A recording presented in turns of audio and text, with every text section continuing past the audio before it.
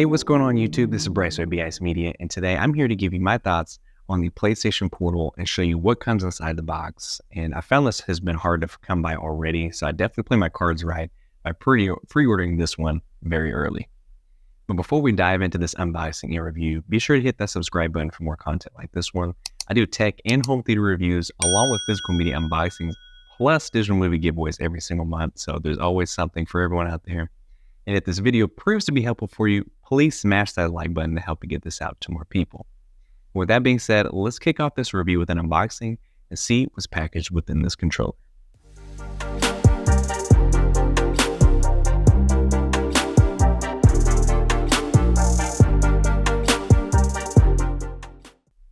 All right, so here is the outside of the box. Here's the front, PlayStation Portal. Sides just kind of show what is in the contents, but we're just going to take a look at those. We're not going to read them all off. The back puts your PS5 in the palm of your hand, including a little screenshot of the new Spider-Man 2 on there.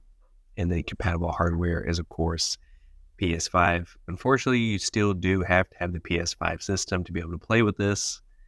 We'll kind of talk about that a little bit later, which still kind of sucks. But yeah, that's all I'll say about that for right now.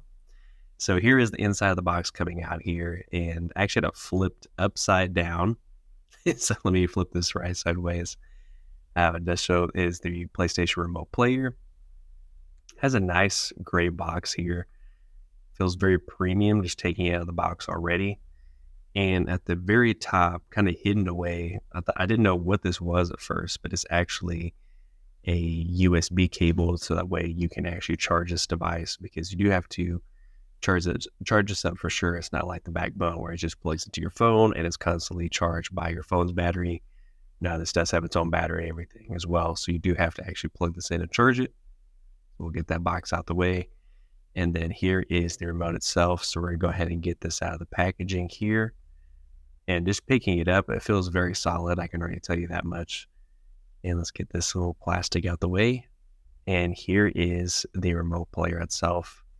This is absolutely a beautiful unit, and I'll definitely get into more of this as we get into the review itself. And here's the back of it.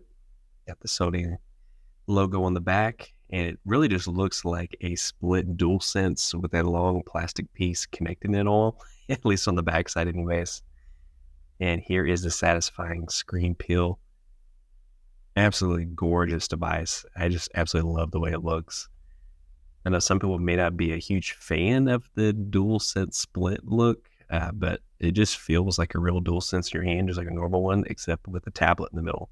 Kind of reminds me of like a Tesla Dash almost, just not with as big of a screen.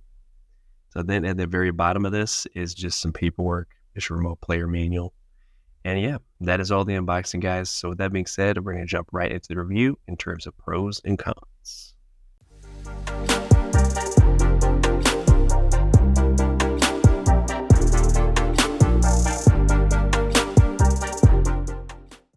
Now that we've seen what comes inside the box, let's kick off my review of the PlayStation Portal in terms of pros and cons.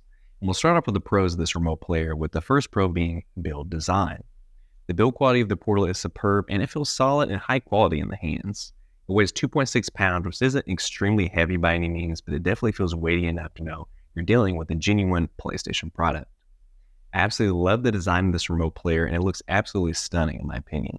The attention to detail is there, with the PlayStation letters embossed on the grips like the DualSense controllers, plus the LED lights to make things feel like a seamless transition. The screen blends in nicely between the split controller. It really makes for a comfortable experience while playing. And speaking of the screen, this leads me into the second pro, which is the screen size. If you've used the remote play feature at all with your phone, you'll know that a small screen can make things pretty difficult to play, especially if there's text or small icons on the screen. With the Portal, you should have no issues at all. It has an 8-inch built-in screen, which feels like an iPad mini between two halves of a DualSense controller. Unfortunately, the screen resolution isn't quite up to standard, but we'll get into that more later. Next up for the third pro, haptic feedback. As a previously regular user of the Backbone 1, I was always missing the rumble and shake of the DualSense controller, and this takes care of that wanting. I tested this out with Fortnite, as you'll see in clips throughout this review, and the rumble of each of the weapons felt just as solid as it does on a regular controller as well. In addition to this Pro, it also supports adaptive triggers, which is one of my favorite things about the DualSense, so it truly feels like a portable PS5 in your hands. And the fourth and last pro I'd have to say is the lag-free gaming experience. As I mentioned before, I tested this out with Fortnite as it's the only online game I play, don't judge, and I was impressed with the network range of smoothness and of gameplay. I went to the furthest room in my house from the Wi-Fi and it handled it like a champ. Generally, there's maybe 1 or 2 bars of Wi-Fi max or it loses connection altogether with my phone. However, the PlayStation Portal, I noticed no hiccups, screen tears, or freezing while playing, so this is a huge deal for on-the-go gaming. So I've now covered my 4 pros or positives with this unit, but there are also 4 cons to go along with it, so let's get into those. Starting off the cons list, I'll have to firstly mention the screen resolution. The screen is a good size like I mentioned earlier, but it tops out at 1080p and 60Hz refresh rate with an LCD screen. If this were 2015 or earlier, I'd say those are decent stats, but in today's tech world, that's just not up to par. But I won't lie to you, this is actually a great looking panel for it only being 1080p. The colors are bright and vivid, and there's not terrible ghosting when low light is present, but still, an OLED panel of 4K is going to beat this panel any day of the week, so I think this is a misstep on Sony's part, although I know it ultimately comes down to cost efficiency. Now, the second con is probably the biggest reason why a lot of people pass this by, and that being it relies on PS5 remote play. Instead of this being a true standalone system, the PlayStation Portal relies on a PS5 console to basically just stream onto this device. You can already use remote play on tablets, iPads, and phones, so the Portal will probably be unnecessary for a lot of people out there. Plus, the Portal is Wi-Fi only with no cellular data capabilities, so it's more limited for mobility. You've already dropped $500 or more for a brand new PS5, so is it really worth the extra cash to play it on the go with a dedicated Sony device? I'll let you be the judge of that. Moving on to the third con is definitely a head scratcher, and it has to do with wireless headphones.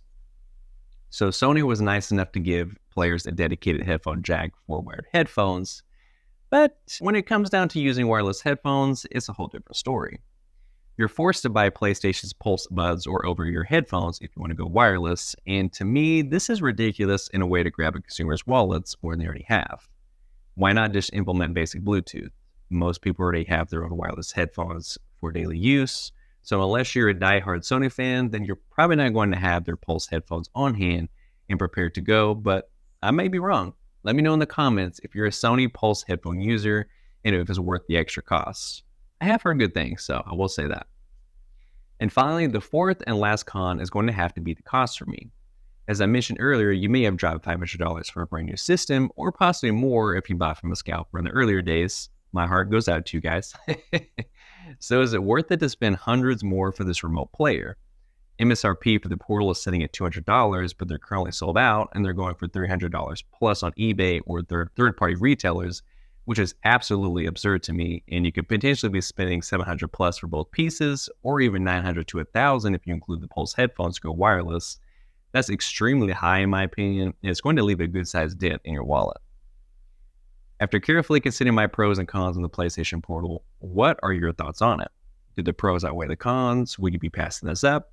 Let me know in the comments. Personally, I think it's a beautifully crafted piece of tech by Sony, but it's hard to justify spending an additional $200 plus just to play without a TV or take it with you on travels. And even after spending the money on it, Sony wants you to buy their headphones just to go wireless, so that really pushes me in the opposite direction, and I will be returning this. But that's just my opinion, and this may be the perfect option for you. If you'd like to purchase the PlayStation Portal once it comes back in stock, I'll have my Amazon affiliate link in the description, which if you choose to use it, will also help support the channel and no extra cost to you, so I would greatly appreciate it. That is my complete spiel on Sony's latest gaming piece, so be sure to let me know your thoughts in the comment section. Leave me a like if this proved to be helpful for you, and hit that subscribe button for more content like this to come. And all right, guys, thanks for watching, and take care.